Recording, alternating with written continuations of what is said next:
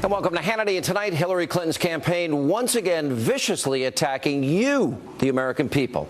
Now, yesterday on Meet the Press, Clinton's campaign manager, Robbie Mook, took aim at Trump supporters once again. Watch this. I think a lot of the people that stand by Donald Trump are deplorable, and the things that they say are deplorable. And in the newly released audio from February, which was obtained by the Washington Free Beacon, Hillary Clinton slamming Bernie Sanders supporters. Wow, she's going after everybody. There's just a deep desire to believe that, we can have free college, free health care, that what we've done hasn't gone far enough and we just need to, go as far as, Scandinavia, whatever that means. And half the people don't know what it means, but it is something that they deeply feel. Some are new to politics completely. They're children of the Great Recession, and they are living in their parents' basement. They feel that they got their education and the jobs that are available to them are not at all what they envisioned for themselves, and they don't see much of a future. If you're feeling that you're consigned to, being a barista or, some other job that doesn't pay a lot and doesn't have much of a ladder of opportunity attached to it, then the idea that maybe, just maybe, you could be part of a political revolution is pretty appealing.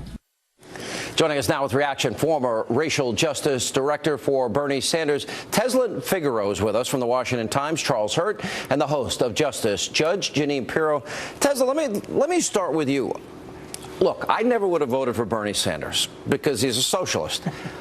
But Bernie seems genuine to me. Bernie seems real. Bernie believes everything that I think he says. You listen to Hillary behind closed doors and, living in mommy and daddy's basement, children of the Great Recession. Now, either she's trashing Bernie Sanders supporter or she's making an admission that Barack Obama's economy has been horrible and he hasn't fixed the economy in 8 years as president. So which one do you think it is? Well, I never thought I would vote for Senator Sanders either. I'm an independent fiscal capitalist. I supported him because he was saying at the time that he was against the establishment. And I have news for Hillary Clinton and everybody who supports her. I did not grow up in mommy's basement in Oklahoma. The only time I was in the basement was when I was running from an Oklahoma tornado. I grew up with the shirt on my back at 18, went to Dallas with no car, no job, became a business owner with 300 paid employees. No one has ever gave me anything. I've never looked for anything for free. Never got anything out of this country that I didn't earn while I served my time in the U.S. Air Force. So for her to say that we grew up in mommy's basement, well, what type of basement did Chelsea Clinton grow up? Because in North Highlands, Oklahoma City, her basement sure as hell was nicer than mine. Wow. First of all, we have the same life story. I was washing dishes at 12, cook at 13. That's it. Waiting tables, bussing tables. I did it all. And then construction for 10 years. Wow. What's amazing about that, we're either deplorable or we're living in mommy's and daddy's basement, or, she talks about implicit bias. We'll get to that later in the program when speaking in a black church over the weekend.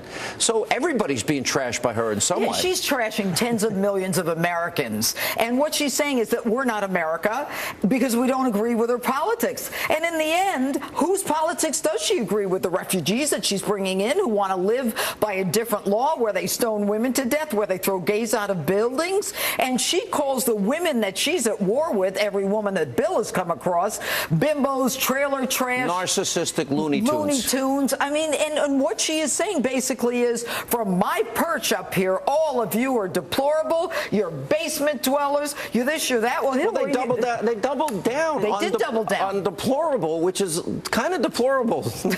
Not to have a play on words. No pun intended there, Charles. Yeah, the thing here is that I think that, Hillary Clinton believes in one thing, and that is getting elected. And nothing disturbs her more than people who actually believe in something. And that's what when she goes after the deplorables, when she goes after the basement dwellers, she's going after these people because they actually believed in Bernie Sanders, or these people who believe in Donald Trump. They really believe in something. And it's so interesting to me because, and we've known this from the beginning, her husband, Bill Clinton, was a master politician. He's never seen anything that moves that he didn't want to love. He was engaged. Everybody that meets him says he looks you in the eye, and you think you're the only person in the whole world. And she's the opposite. Oh, from experience, right? People are a problem. People are a problem that need to be solved, and that's how she approaches politics, and that's why she's so appealing to not only Republicans and independents, but also Democrats. All right, Ted, let me go back to you. Here's the bottom line for me. Is that, okay, so let's say she didn't mean to trash Bernie supporters that live in the basement. Well, then she certainly, that's an indictment against the last 8 years of Obama.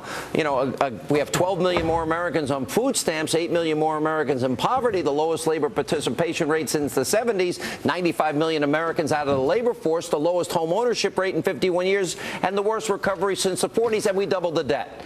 Okay, so they're in the basement because Obama screwed it up. She's saying she's going to double down on Obama and adopt the same stupid policies. What's the definition of insanity?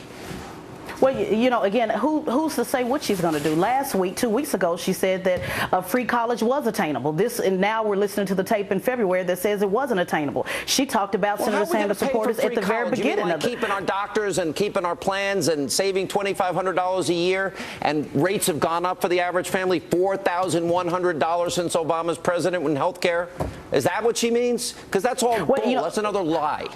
Right. Well, again, when she says that we're believing in false promises, the only thing false about this election is the fraud policies that she continues to switch every other time. Remember, Bill Clinton said that people who believed in Obama believed in a fantasy. So this is a typical strategy that they use every time it's time to go up. If you don't believe in what I say, then you believe in Tinkerbell. If you don't believe in what I say, then you're just too dumb to figure it out. But guess what? This generation has figured it out. And the only unfortunate thing is for her, when election time comes, they'll be staying in the basement and sitting that one out. You know, what she's trying to do is right now she's trying to get Bernie supporters. Now, right now, Bernie supporters are on the fence. Most of them are still angry because she and the DNC opted to make sure that Bernie Sanders didn't get the nomination. And now she's criticizing Bernie Sanders. I mean, she's just dug a hole with Sanders supporters. But the problem is Sanders do you think this is going to impact the election, though? Do you think? Yes, absolutely. If they stay home, it will definitely impact the election. If Bernie Sanders people stay home, Donald Trump's the president. He's going to win. Well, guess what? They're not on the fence. They decided to go ahead and stay and move forward towards the promised land. The only person to jump the fence was Senator Sanders, who folded like a napkin, unfortunately. And so now he's out there having every awkward moment, like a Governor Johnson awkward moment, to be out there pushing for the same person that he said not to believe in. So we're not on the fence. We're very clear about what we believe in. She canceled 2 events in Iowa and Wisconsin with Sanders, I think, because of the comments. I think so, too. And by the way, I don't blame Bernie for being mad. Bernie and I, years ago, had a fight. But you know what? He believes this crap. Hillary, I think, says, oh, I'll give you the free college. There's no way we could possibly in a million years pay for it. It's going to be exactly like Obamacare. Keep your doctor wrong. Keep your plan wrong. Pay less. Save $2,500 a year. No, it's going to cost you $4,100. Good to see you all. Got a break. Thank you. Thank you. And coming up, we have highlights from Donald Trump's rally just earlier in Colorado. Trump's campaign manager, Kellyanne Conway, will join us. And tonight, brand new ground we break in a brand new book by Ed Klein, #1 New York Times bestseller, detailing new scandals that could rock Clinton's campaign in the final 36 days. He'll join us along with Doug Schoen and more tonight on Hannity.